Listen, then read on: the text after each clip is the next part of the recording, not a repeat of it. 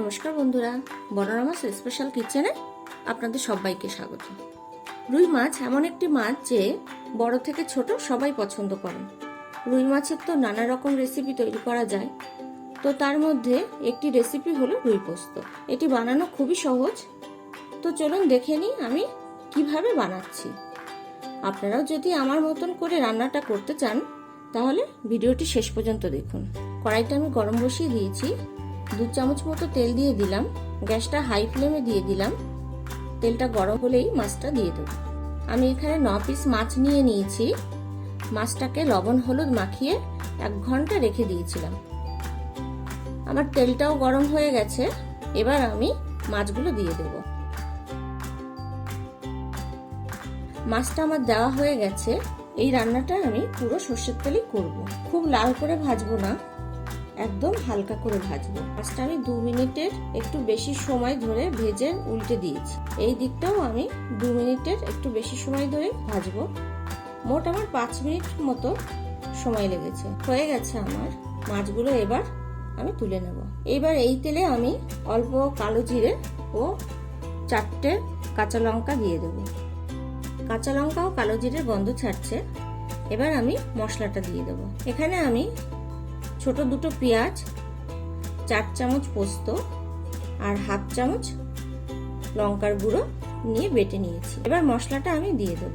একটু নাড়াচাড়া করেই আমি লবণ হলুদ দিয়ে দেব। 1 চামচ মতো লবণ, হাফ চামচ মতো হলুদ দিয়ে দিলাম। অল্প অল্প করে জল দেব আর কষাবো, কারণ পেঁয়াজের একটা কাঁচা গন্ধ আছে, তার জন্য মশলাটাকে ভালো করে কষাতে হবে। এর কষানোটাই মেন। যতক্ষণ কাঁচা গন্ধ থাকবে ততক্ষণ কষাতে হবে। যারা পেঁয়াজ পছন্দ করেন না তারা পেঁয়াজটা নাও দিতে পারে, তবে পেঁয়াজ দিলেই রুই পোস্ত বেশি ভালো লাগে। এই 2-3 মিনিট মতো কষিয়ে নেব। হাফ চামচের থেকে একটু কম আমি চিনি দিয়ে দিলাম। মশলাটা ফুটছে, এবার আমি জল দিয়ে দেব। এই মিক্সিটা ধুয়ে আমি সামান্য জল দিয়ে দেব আর সামান্য জল দেব। জলটা আমার ফুটে গেছে, এবার আমি মাছগুলো দিয়ে দেব। খুব সিম্পল রান্না, কিন্তু অসাধারণ খেতে। ঠিক এইভাবেই আপনারা একবার রান্নাটা ট্রাই করুন। এবার আমি ঢাকা দিয়ে দেব 5 মিনিটের জন্য। 5 মিনিট আমার হয়ে গেছে।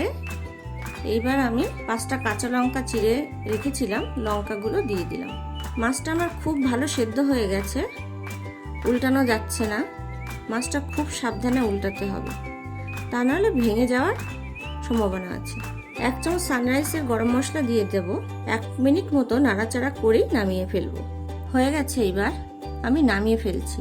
মাছটা খুব সফট হয়েছে। এই মাছটা যদি খুব লাল করে ভাজা হতো তাহলে এত সফট হতো না। এই ধনেপাতাটা আমি দিয়ে দিলাম।